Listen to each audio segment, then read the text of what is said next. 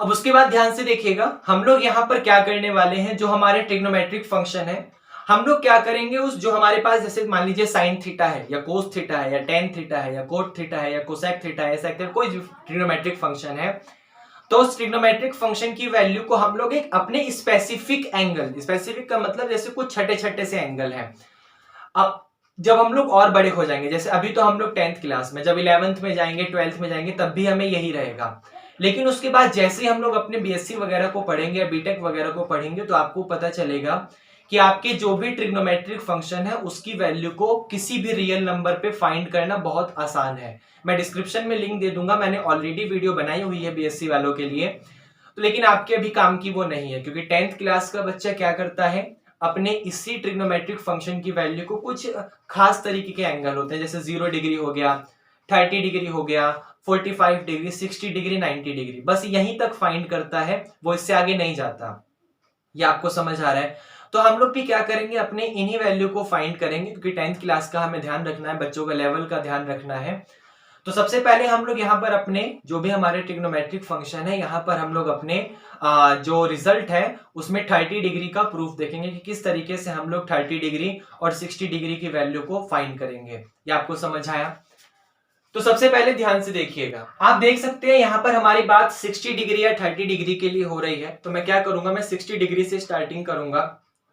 और आपको पता है कोई भी ट्रायंगल में 60 डिग्री की अगर तीनों की तीनों साइड होती है तो वो ट्रायंगल इक्विलेटरल होता है। तो मैं यहीं से स्टार्टिंग करूंगा कि मान लीजिए मेरे पास ये एक इक्विलेटरल ट्रायंगल है, इक्विलेटरल की वजह से क्या होगा, ये भी 60 डिग्री, यहां पर ये भी 60 डिग्री, और यहां पर ये पूरा का पूरा भी 60 डिग्री। इसका नाम दिया यहां पर ए, इसका बी, इसका यहां पर सी नाम दिया। अब आपको पता है एक इक्विलेटरल ट्रायंगल के अगर एंगल आपस में इक्वल होते हैं तो उसकी कॉरेस्पॉन्डिंग साइड्स भी जो होती हैं, सॉरी, उसकी ट्रिग्नोमेट्रिक, हाँ अब पढ़ो अब पढ़ो, आपके पास एक इक्विलेटरल ट्रायंगल के अगर तीनों के तीनों एंगल आपस में इक्वल होते हैं तो उसकी जो साइड्स होती हैं तीनों, वो भी आपस में उनकी लेंथ भी सेम होती है। मगर अगर मैंने इसकी लेंथ यहाँ पर ए लाइट करा तो ये भी ऑटोमेटिक ए हो जाएगी और ये भी आपके पास ए हो जाएगा। यहां तक आपको समझ आया? तो मैं इसमें थोड़ा सा कंस्ट्रक्शन करूंगा, कंस्ट्रक्शन करने के बाद अपने क्वेश्चन को सॉल्व करूंगा। जैसे मैं क्या करूंगा, मैं यहां से एक मीडियन डालूंगा, यहां से बिल्कुल एक मीडियन डालूंगा, जिसकी वजह से क्या होगा, आपको पता है ये मीडियन मतलब परपेंडिकुलर डाला, उसको बीच से बिल्कुल कट कर दिया, जिसकी वजह से ये जो पूरा का पूरा 60 था अब ये 2 पार्ट में डिवाइड हो जाएगा, इतना 30 हो गया और इतना 30 हो गया, तभी तो पूरा का पूरा 30 30 60 हो पाएगा। अब एक छोटी सी बात, अब जब मैंने यहां पर ये मीडियन डाला तो ये पूरी की पूरी साइड आपकी ए थी, लेकिन मीडियन की वजह से ये छोटी सी a/2 हो गई और ये भी आपका a/2 हो गया, मतलब ये साइड आधे आधे पार्ट में यहां पर डिवाइड हो गई। जो पूरी की पूरी साइड a थी वो आपकी a/2 और a/2 में ही बच गई। अब आप ये जो आपने डाला लेंथ, इसका नाम यहां पर d दीजिए और आप ध्यान से देखिएगा, इन ट्रायंगल ए बी और डी में, मतलब मैंने एक इक्विलेटरल ट्रायंगल लिया, यहां पर मीडियन डाला जिसकी वजह से 30 30 में डिस्ट्रीब्यूट हो गया, और उसके बाद ये लेंथ भी a/2 में डिस्ट्रीब्यूट हो गई। यहां पर आपका 90 बन ही रहा है क्योंकि इक्विलेटरल ट्रायंगल है, बिल्कुल बीच में पड़ेगा, जिसकी वजह से 90 का एंगल बनाएगा। तो इन ट्रायंगल ए बी और डी को अगर मैं यहां पर अलग से बनाऊंगा तो मेरा डायग्राम यहां पर कुछ इस तरीके से दिखेगा कि ये साइड ए, ये यहां पर बी, ये यहां पर डी, ये बी आपका 60 है, ये आपका 30 है, ये आपका 90 है, ये आपका ए है और ये आपका a/2 है। अब मुझे किसी तरीके से इस AD को फाइंड करना है, मतलब हाइपोटेनियस पता है, 90 के सामने हाइपोटेनियस पता है, ये परपेंडिकुलर बेस में से कुछ भी हो सकता है, बस मुझे इसको फाइंड करना है। तो मैं पाइथागोरस लगा के अपनी साइड AD को भी फाइंड करूंगा। मतलब आपको पता है बाय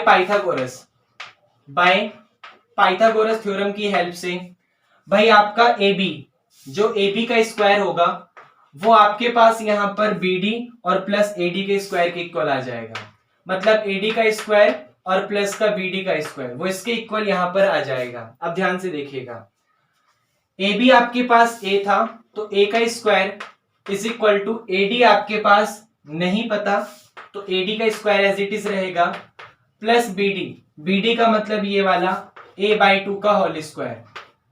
अब ये a स्क्वायर तो एज इट इज है, यहां पर AD का स्क्वायर भी ऐसे ही रहेगा। ये जो a/2 का होल स्क्वायर है आप उसे लिख सकते हो a²/4, और ये प्लस का इस तरफ आके माइनस हो गया, तो AD का स्क्वायर इज इक्वल टू ये वाला a स्क्वायर, और ये प्लस का इस तरफ आके आपका माइनस हो गया। 1 लाइट करके एलसीएम लोगे तो AD square is equal to 1 और 4 का 4 आएगा, 4 को 1 से डिवाइड करा 4, उसकी मल्टीप्लाई a स्क्वायर में तो 4a स्क्वायर, ये माइनस का a square as it is रहेगा, तो AD का स्क्वायर इज इक्वल टू 4 में से 1 गया तो 3a स्क्वायर, और यहां पर ये डिवाइडेड बाय 4। अब आप लोग देख सकते हो अगर स्क्वायर हटाओगे तो अंडर रूट चढ़ेगा, जिसकी वजह से AD इज इक्वल टू 3 पर अगर अंडर रूट चढ़ेगा तो under root 3a, a square पे अगर अंडर रूट चढ़ेगा तो सिर्फ a बचेगा, और अगर 4 पर अंडर रूट चढ़ेगा तो आपके पास 2 बचेगा। मतलब ये AD आपके पास अंडर रूट 3/2 इसके इक्वल आ गया। अब ध्यान से देखिएगा, हमें इस राइट एंगल ट्रायंगल की तीनों साइड पता है, ये भी पता है, ये भी पता है, ये भी पता है। मान लीजिए सबसे पहले मैं इस 60 डिग्री पे काम करता हूं, तो साइन 60 का मतलब होगा परपेंडिकुलर अपॉन में हाइपोटेनियस। अब परपेंडिकुलर 60 के हिसाब से ये परपेंडिकुलर है, ये बेस है, और ये आपका हाइपोटेनियस है, तो परपेंडिकुलर आपका अंडर रूट 3a/2 है, और हाइपोटेनियस आपका a है, a से a कैंसिल, अंडर रूट 3/2 बचा। अगर आप cos 60 पे काम करोगे तो cos 60 का मतलब बेस अपॉन में हाइपोटेनियस, बेस आपका ये a/2 है, a/2 है, और हाइपोटेनियस आपका ये a है, a से a कैंसिल, तो 1/2 बचा। अगर आप tan 60 पे काम करोगे तो tan 60 का मतलब परपेंडिकुलर अपॉन बेस, परपेंडिकुलर आपका ये अंडर रूट 3a/2 है, और बेस आपका ये वाला a/2 है, a/2 से a/2 कैंसिल, तो सिर्फ अंडर रूट 3 बचा। अगर आप कोट 60 पे काम करोगे तो कोट 60 का मतलब base upon perpendicular, base upon perpendicular, base आपका a/2 है, परपेंडिकुलर आपका अंडर रूट 3a/2 है, इस a/2 से a/2 कैंसिल, तो ऊपर 1 बचा, नीचे ये वाला अंडर रूट 3 बचा। अगर आप sec 60 पे काम करोगे तो उसका मतलब हाइपोटेनियस अपॉन में बेस होता है, हाइपोटेनियस आपका a है, बेस आपका a/2 है, a को डिवाइड करो a/2 से, a से a कैंसिल, सबसे नीचे वाला 2 सबसे ऊपर चला जाएगा, तो ये 2 आ गया। और ऐसे ही अगर आप कोसेक 60 पे काम करोगे तो उसका मतलब हाइपोटेनियस अपॉन में परपेंडिकुलर। मैं काम करता हूं, मैं यहां करता हूं, इसको रफ कर देता हूं। तो हाइपोटेनियस a है, इसका मतलब a अपॉन में परपेंडिकुलर आपका अंडर रूट 3a/2 है, तो अंडर रूट 3a/2, a से a कैंसिल, सबसे नीचे वाले 2 आपका सबसे ऊपर चला जाएगा, और ये अंडर रूट 3 आपका नीचे आ जाएगा, तो 2/√3। मतलब इस तरीके से आपके पास जो जितने भी ट्रिग्नोमेट्रिक फंक्शन थे उनकी वैल्यू को 60 पे फाइंड करना बहुत आसान था। मतलब हम लोग यहाँ पर यही करेंगे, जो भी हमारे पास ट्रिग्नोमेट्रिक फंक्शन है उसकी वैल्यू 60 डिग्री पर क्या होगी वही हम लोगों ने यहाँ पर देखा, जिसके लिए हम लोगों ने पाइथागोरस की हेल्प ली। जब हमें ट्रायंगल के तीनों साइड मिल गए तो रेशियो की हेल्प से बाकी सॉल्व करना तो आसान होता है। तो sine 60 under root 3/2, cos 60 1/2, tan 60 under root 3, cot 60 1/√3, sec 60 2 और कोसेक 60 2/√3। क्या ये आपको समझ आया? ओके। अब देखिए सेम उसी तरीके से हम लोग यहाँ पर अपने 30 डिग्री की वैल्यू को फाइंड करेंगे। जितने भी ट्रिग्नोमेट्रिक फंक्शन है उसकी वैल्यू 30 डिग्री पर क्या होगी। तो ध्यान से देखिए 30 डिग्री आपका यहाँ पर बन रहा है, तो 30 के सामने वाला परपेंडिकुलर, उसके बगल वाला बेस और ये वाला हाइपोटेनियस। तो यहाँ पर अब आपका ये परपेंडिकुलर हो जाएगा, ये आपका बेस हो जाएगा और ये आपका हाइपोटेनियस हो जाएगा। तो ध्यान से देखिएगा, अगर मैं साइन 30 की बात करूंगा तो साइन का मतलब होता है perpendicular upon hypotenuse. Perpendicular a/2, hypotenuse a, मतलब a/2 को a से डिवाइड करो, a से a कैंसिल, तो 1/2 बचा। अगर मैं cos 30 पर बात करूंगा तो उसका मतलब होता है बेस अपॉन हाइपोटेनियस। बेस आपका ये √3a/2 है और हाइपोटेनियस आपका ये a है।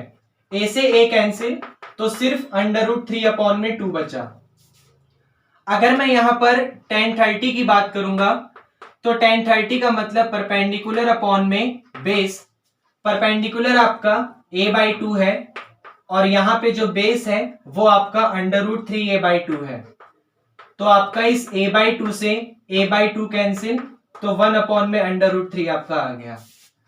अगर मैं cot 30 पर बात करूंगा तो cot 30 का मतलब होता है बेस अपॉन में परपेंडिकुलर, मतलब बेस आपका √3a/2 है और परपेंडिकुलर आपका ये a/2 है।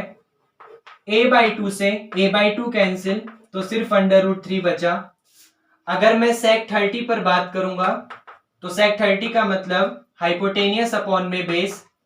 हाइपोटेनियस आपका a है और बेस आपका √3a/2 है, मतलब a को डिवाइड करो √3a/2 से, a से a कैंसिल, सबसे नीचे वाला 2 पर चला जाएगा, तो 2 में √3।